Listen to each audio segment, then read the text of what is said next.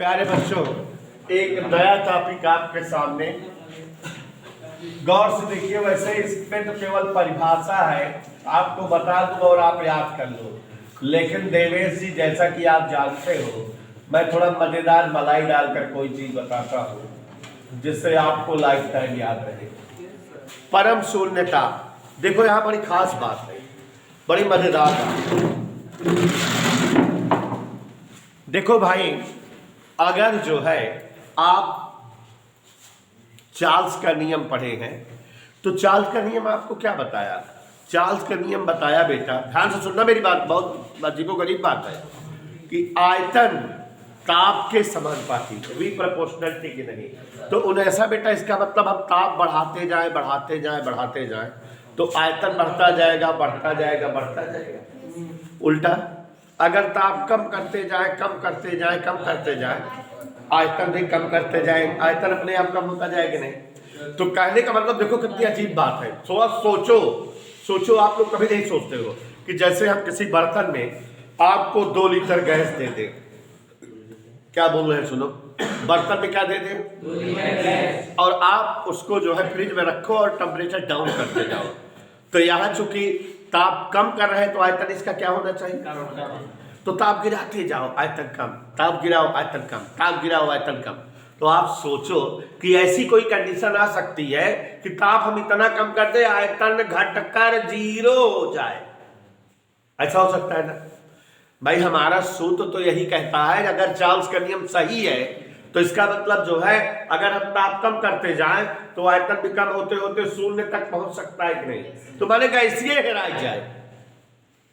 लेकिन अगर आप करके देखने लगो प्रैक्टिकली तो ऐसा होता नहीं। ले, चार्ल्स का नियम कहा गया, चार्ल्स का नियम कि ताप पर आयतन डिपेंड करता है।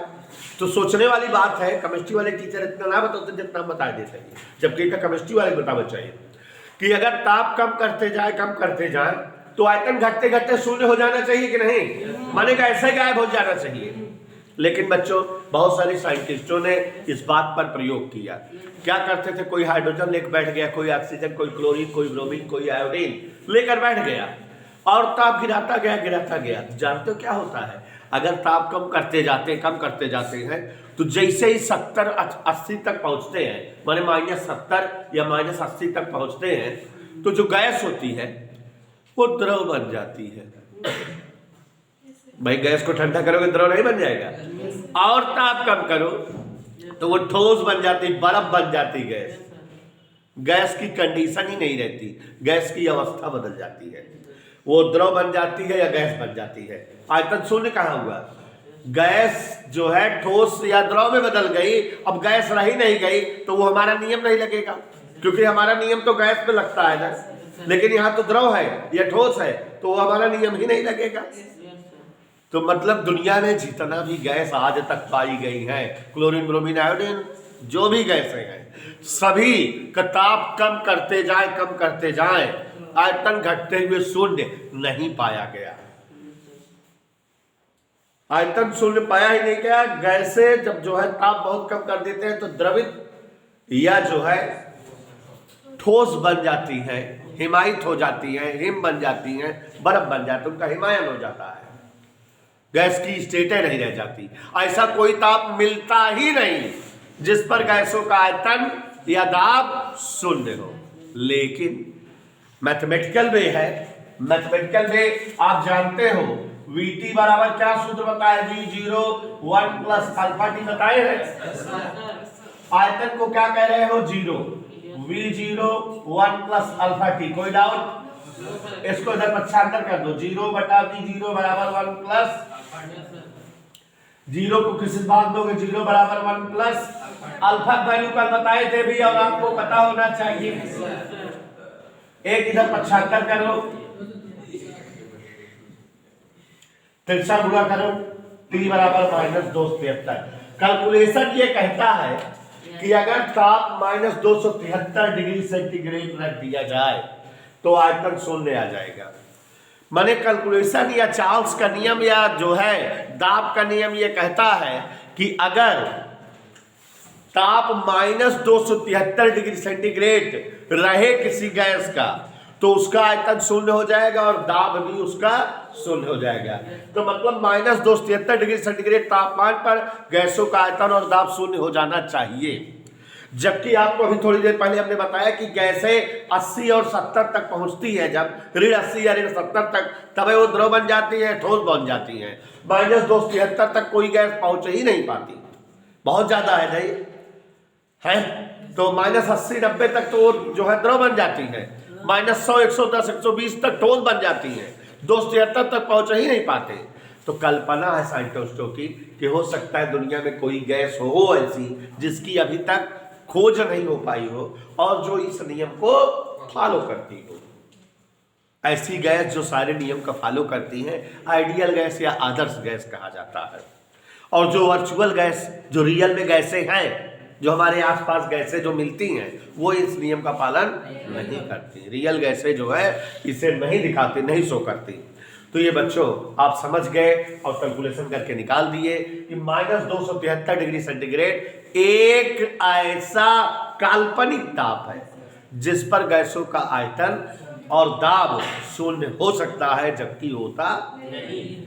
इसकी रियल वैल्यू -273.13 होती है। क्या होती है?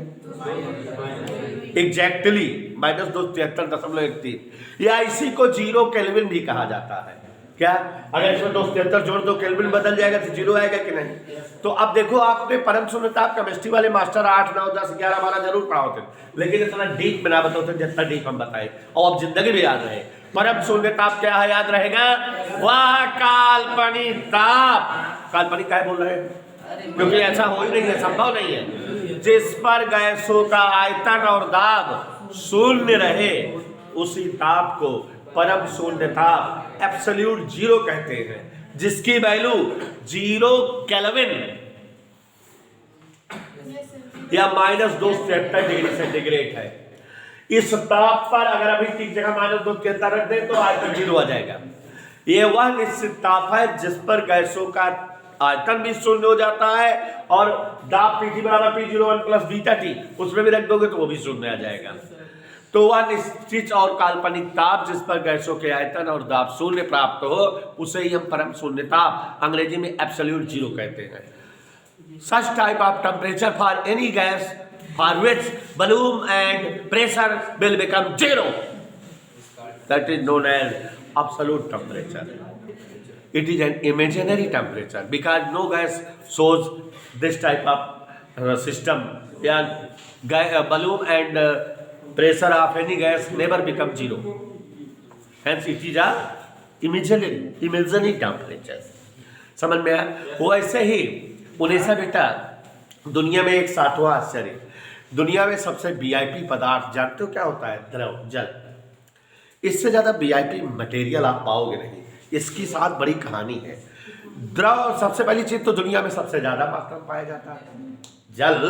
दुनिया में 3/4 हिस्सा जल है, 75% हिस्सा जल है, बाकी 25% में पेड़ पौधे, हम आप सब कुछ है। और आपके शरीर का भी 80% हिस्सा जल है।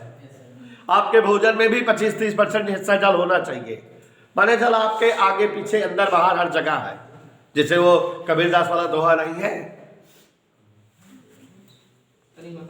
जल में कुंभ है, कुंभ में जल है।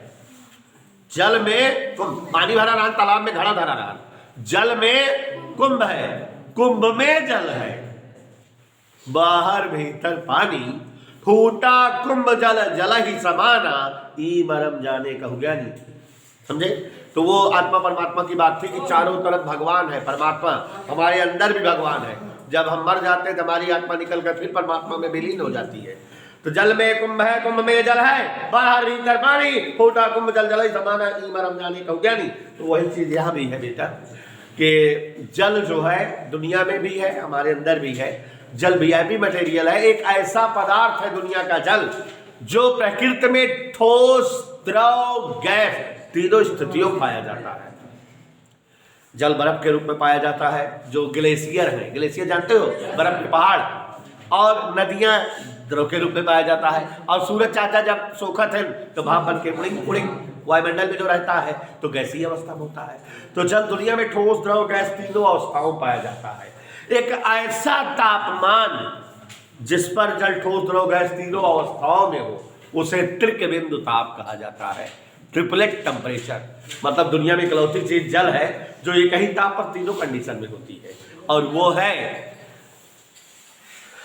-273.13 केल्विन या 0 डिग्री सेंटीग्रेड। क्या 0 डिग्री सेंटीग्रेड लगभग ऐसा तापमान है जिस पर जल, ठोस, बर्फ भी होती है, और बर्फ जब पिघला दो उस समय उसका टेम्परेचर उतना होता है, और उससे जो भाप के रूप में जल निकलता रहता है उसका भी टेम्परेचर उतना होता है। तो जिस तापमान पर वस्तुएं तीनों अवस्थाओं पाई जाए उसे त्रिकबिंदु ताप। तो जल का त्रिकबिंदु ताप 0.3 केल्विन, ओके, या 0 डिग्री सेंटीग्रेड लगभग।